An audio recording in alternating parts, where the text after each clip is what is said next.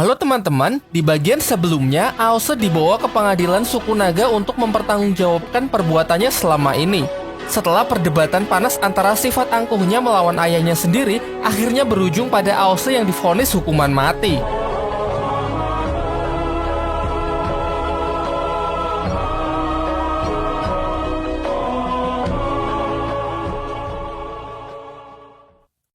Aose yang sudah tidak bisa mengelak dari hukuman mati dibawa ke sebuah puncak gunung tempat ia akan dieksekusi. Hukuman mati dari para naga adalah dimangsa oleh burung Garuda merah yang memang menjadi makhluk yang paling ditakuti oleh bangsa naga itu sendiri. Sebelum ditinggal pergi, Aose berusaha memprovokasi Ao Yilong agar menyaksikan kematiannya dengan harapan Aose bisa membalikan keadaan. Namun sayangnya tak semudah itu. Dengan kejamnya, ia malah menusuk Aose dan segera pergi setelah merasakan hawa keberadaan dari Garuda Merah. Di waktu yang bersamaan, Aoling Putri Raja Naga Laut Selatan mencoba kabur karena tak ingin dinikahkan dengan putra Raja Naga Laut Utara. Namun karena tindakannya sebelumnya yang berani menerobos penjara, kini ia dijaga oleh pasukan di bawah perintah ayahnya. Ketika ia mencoba memberontak dan nyaris bisa melarikan diri, sang ayah sudah menyambutnya dengan sebuah tamparan keras. Ayahnya pun dibuat sangat marah dan memerintahkan pasukannya agar lebih memperketat penjagaan sampai putra Raja Naga Laut Utara datang. Kembali ke tempat Aose menjelang detik-detik kematian, ia kembali mengingat masa kecilnya dengan seorang teman yang tak lain adalah Yuzong, putra dari Raja Naga Gunung Tianyu. Mereka sering menghabiskan waktu bersama dari sekedar bermain sampai menggali potensi Aose. Yuzong merupakan anak yang sangat berbakat di suku naga, sekaligus satu-satunya orang yang sama sekali tak memandang rendah Aose. Suatu ketika, Yuzong menceritakan mengenai Garuda Merah yang menjadi musuh terkuat dari suku naga sejak ribuan tahun silam. Kekuatan dahsyat dan pertahanan super kuat membuat Garuda Merah sangat ditakuti oleh bangsa naga. Menurut legenda, hanya ada beberapa orang yang bisa mengalahkan monster tersebut yang menjadi pencapaian terbesar bagi kaum naga. Yuzong lalu mengungkapkan bahwa suatu hari ia ingin pergi ke tempat itu untuk mengalahkan burung raksasa tersebut yang akan menjadi kebanggaan tertingginya. Ucapannya tersebut juga memotivasi Aose agar kelak bisa menjadi lebih kuat dan bisa melakukan hal yang sama. Namun nampaknya itu hanya akan menjadi mimpi belaka karena sang Garuda Merah sudah benar-benar muncul terbang bebas di atasnya dan siap menerkamnya kapan saja.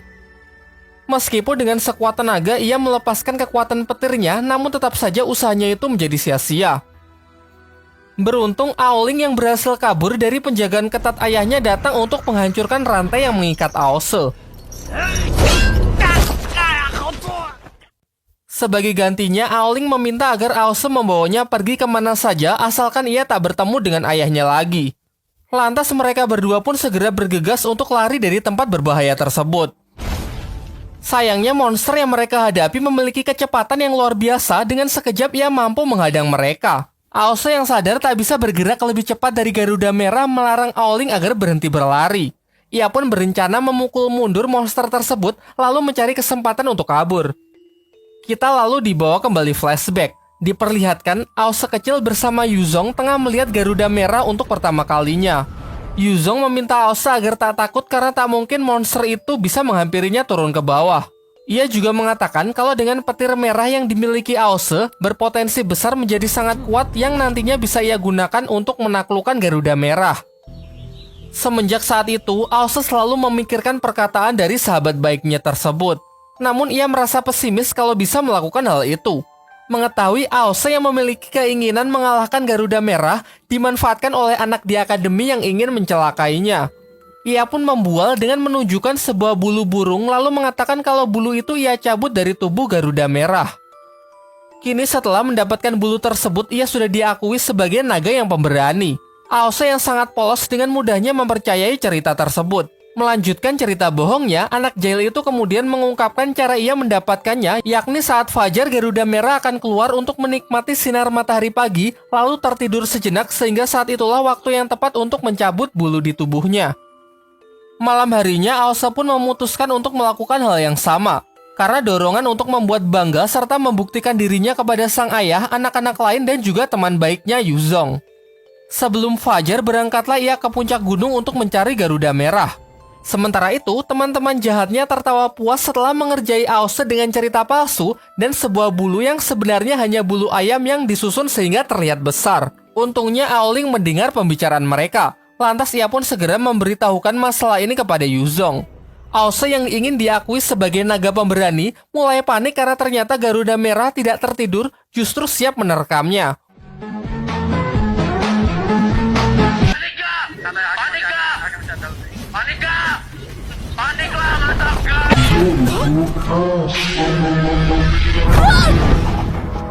Untung saja Yuzong dengan kekuatan roh naganya datang tepat waktu dan berhasil melepaskan Aose dari cengkeraman monster tersebut.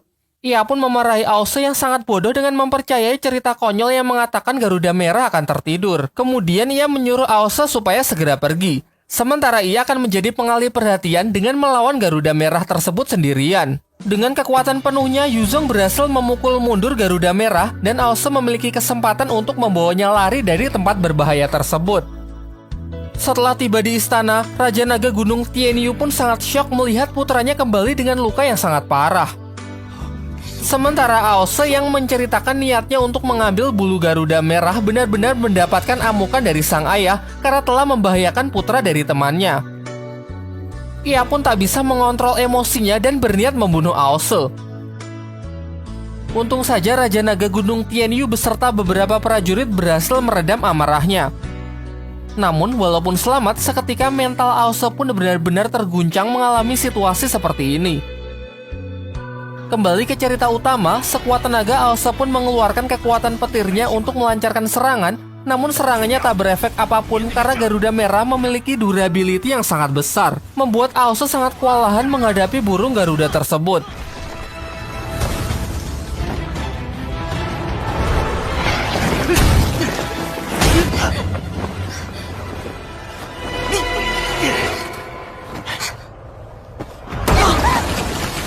Sampai mereka lengah membuat Aoling nyaris dimangsa oleh Garuda Merah.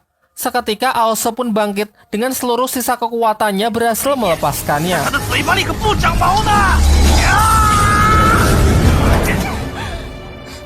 Serangan kuatnya sejenak memberikannya waktu untuk segera kabur sambil menggandeng tangan Aoling. Sayangnya tiba-tiba Aose tak lagi merasakan tangan Aoling. Dan benar saja karena Aoling telah tertangkap yang kemudian langsung ditelan hidup-hidup oleh sang Garuda Merah. Menyaksikan hal itu membuat Aose benar-benar terpukul. Keadaan pun kian memburuk karena 3 monster sekaligus datang mengepungnya. Sontak emosi Aose pun memuncak karena telah kehilangan salah satu orang yang sangat ia percaya.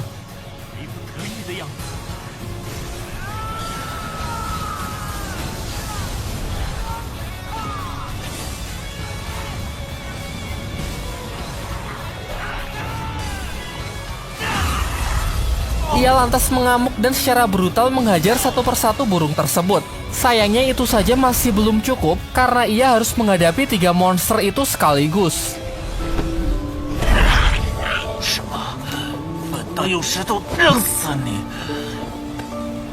Sampai akhirnya ditelan rasa putus asa, sebuah kilatan petir terlihat di langit menandakan ada yang datang untuk menyelamatkannya. Di tempat lain, rombongan Biksu Tong dalam perjalanannya akan segera tiba di wilayah dari Siluman Kerbau, sebuah tempat hijau yang dipenuhi oleh padang rumput. Ia menceritakan kepada Bailang bahwa klan Kerbau adalah salah satu klan siluman terkuat di Jalan Iblis. Namun mereka tak memakan manusia dan cenderung lebih ramah. Diceritakanlah dulu saat perjalanan pertama. Cupatke yang lamban secara tak sengaja menyandung salah satu bangsa kerbau yang sedang sekarat. Ia menunjukkan sebuah gelas berisi minuman yang telah meracuninya.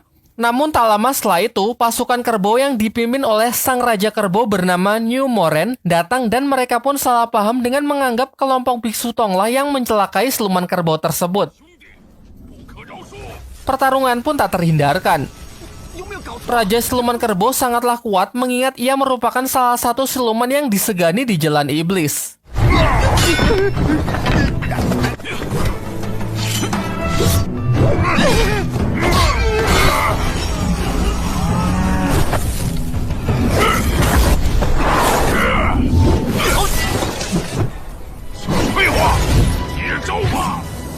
Diperlihatkan kekuatan dan kecepatannya mampu mengimbangi Sun Wukong.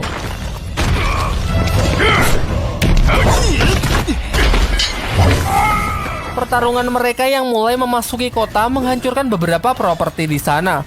Sampai serangan kuat dari New Moren meruntuhkan sebuah bangunan yang nyaris mencelakai anak-anak di bawahnya. Untung saja Wukong bergerak cepat meninggalkan pertarungan untuk segera melindungi anak-anak tersebut. Melihat aksi heroik yang dilakukan lawannya, membuat emosi Raja Kerbau pun lebih tenang dan percaya kalau mereka hanyalah salah paham. Setelah kejadian itu, bangsa Kerbau pun menjadi lebih ramah kepada kelompok Biksu Tong, bahkan sampai mengikat persaudaraan dengan Wukong yang ia akui kehebatannya. Singkat cerita, Bailang dan yang lainnya pun telah sampai di wilayah Siluman Kerbau. Akan tetapi yang terlihat nampak berbeda dengan apa yang digambarkan Biksu Tong sebagai tempat padang rumput.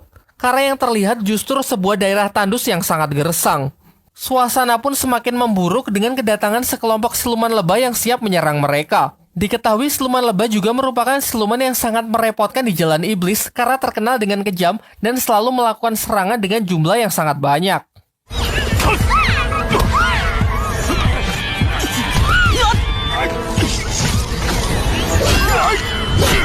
Terlihat kelompok Biksu Tong yang sangat kewalahan karena mereka jelas kalah dari segi jumlah.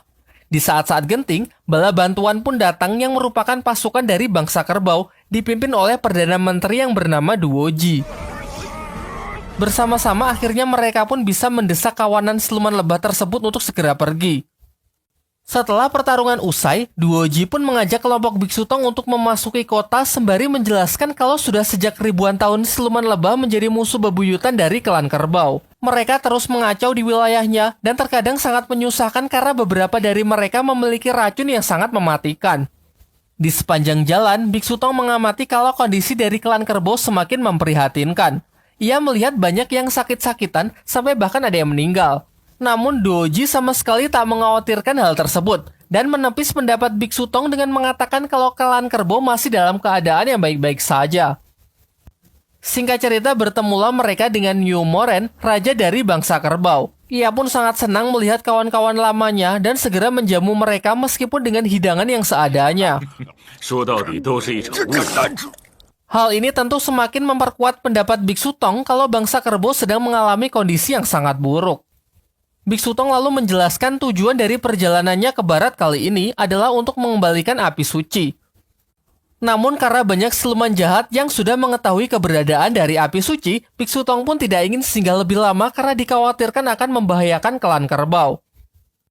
Menanggapi hal itu, New Moren pun sama sekali tak cemas. Ia meyakinkan kalau wilayahnya akan aman dan siap membantu jika mereka dapat masalah. Di sini pada awalnya, Raja Kerbau menganggap kalau Bailang adalah Sun Wukong yang sedang menyamar. Ia lantas mengatakan tak perlu sungkan dan meminta agar kembali saja ke wujud aslinya.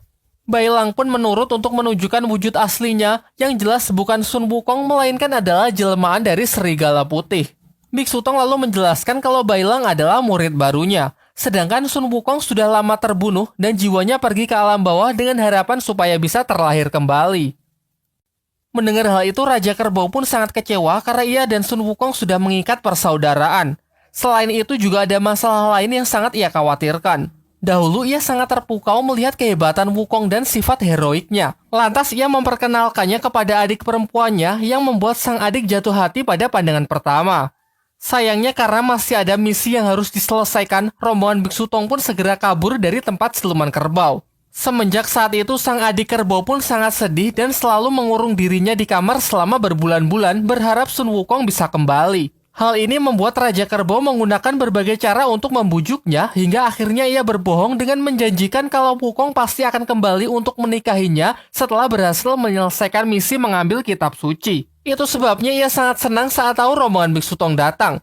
Meskipun pada akhirnya ia sangat kecewa karena Sun Wukong yang tak bersama mereka. Lalu sang Raja Kerbau meminta agar Biksu Tong bersedia membantunya untuk membujuk sang adik agar merelakan kepergian Sun Wukong. Di pihak lain, para siluman lebah yang telah kembali ke markasnya melapor kepada sang ratu mengenai kekuatan klan kerbau yang semakin melemah menjadi kesempatan emas untuk menyerang mereka, sekaligus menghisap darah mereka untuk memperkuat pasukan dari siluman lebah. Mereka juga menjelaskan tentang rombongan Biksu Tong yang datang membawa api suci, benda yang diperebutkan oleh para dewa. Tentu momen ini tidak akan ia sia-siakan. Ia pun segera memerintahkan pasukan agar bersiap melakukan serangan. Kembali ke tempat rombongan Biksu Tong, berita mengenai kedatangannya sudah terdengar di telinga adik siluman kerbau, membuatnya sangat senang untuk segera pergi menemui mereka. Kemunculannya lantas membuat semuanya sangat panik karena kelakuannya yang terkenal sangat barbar. Ternyata ia tak datang seorang diri. Diperkenalkanlah kepada Biksu Tong sosok siluman kerbau kecil yang ia katakan sebagai anaknya bersama Sun Wukong. Sontak hal ini membuat semuanya sangat terkejut dan tidak mempercayai hal tersebut. Terlihat si anak yang pemalu itu memiliki ekor kera yang meyakinkan kalau ia benar-benar anak dari Sun Wukong. Kita kemudian dibawa flashback ke 20 tahun yang lalu. Kala itu, Raja Kerbau mengadakan sebuah pesta minum-minuman bersama Sun Wukong sembari menceritakan mengenai adik perempuannya. Raja Kerbau kemudian meminta kepada Sun Wukong agar membujuk sang adik yang selalu mengurung dirinya di kamar karena masalah kepercayaan diri. Singkat cerita, besoknya Wukong datang ke tempat adik kerbau yang terdengar suara piring-piring pecah dari kamarnya. Setelah bertemu, adik kerbau malah menutupi wajahnya karena memang ia sangat malu bertemu dengan orang lain. Dengan sedikit bujukan, ia pun menceritakan masalahnya kepada Sun Wukong, yaitu orang-orang selalu takut dan cenderung menjauhi dirinya karena sikapnya yang sangat barbar dan kekuatan yang sangat mengerikan. Itulah sebabnya ia merasa kurang nyaman ketika berhadapan dengan orang lain. Wukong pun lantas menasihatinya bahwa lebih baik menjadi diri sendiri daripada harus susah payah menyenangkan orang lain. Ia kemudian mengajak adik kerbau keluar untuk jalan-jalan dan mengajarinya berbagai cara untuk bersenang-senang. Beberapa waktu yang mereka habiskan bersama membuat adik kerbau merasa nyaman karena ini adalah kali pertamanya ada orang yang memperlakukannya sangat baik. Suatu ketika saat sedang bersama, mereka sempat diserang oleh sekawanan siluman lebah. Wukong pun lantas melindungi adik kerbau dan mengalahkan siluman-siluman tersebut. Hal ini jelas membuat adik kerbau sangat kagum dan diam-diam menyimpan perasaan lebih kepada Sun Wukong. Hingga pada suatu malam, ia terlihat sangat gelisah karena ingin segera menyatakan perasaannya. Ia pun tak ingin menunda lagi mengingat Wukong yang akan segera pergi untuk melanjutkan perjalanan.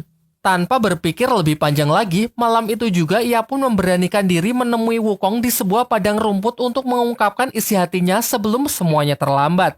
Ia pun langsung mengatakan semuanya, lalu meminta Wukong agar tetap bersamanya dan tidak meninggalkan klan kerbau. Kala itu Wukong yang masih tertidur mengigau sehingga mengiyakan permintaan dari adik kerbau. Kini adik kerbau pun merasa sangat kecewa karena Wukong yang pergi begitu saja dan tak menepati janjinya. Walau sudah mendengar cerita itu, Patke masih saja tidak percaya karena menurutnya ada yang aneh dengan kisah yang ia ceritakan. Berbeda dengan Xiaoyi yang mendukung adik kerbau karena merasakan penderitaannya sebagai sesama wanita. Ia pun mengungkapkan penyesalannya telah mengagumi Wukong selama ini setelah mengetahui kelakuan bejatnya yang sudah mencapakan adik kerbau. Biksu Tong yang sebenarnya juga masih ragu mendekati anak tersebut dan mendapati bahwa ekor yang menempel itu ternyata ekor palsu. Ditambah lagi orang tua asli dari sang anak datang dan meminta agar anaknya segera dikembalikan. Kini semuanya pun sudah jelas bahwa memang Sun Wukong tak mungkin melakukan hal semacam itu. Setelah melihat rencananya gagal total, adik kerbau pun sontak menunjukkan sifat aslinya dan langsung emosi, mengamuk serta mengancam kalau ia tak dipertemukan dengan Wukong maka semuanya akan ia bunuh.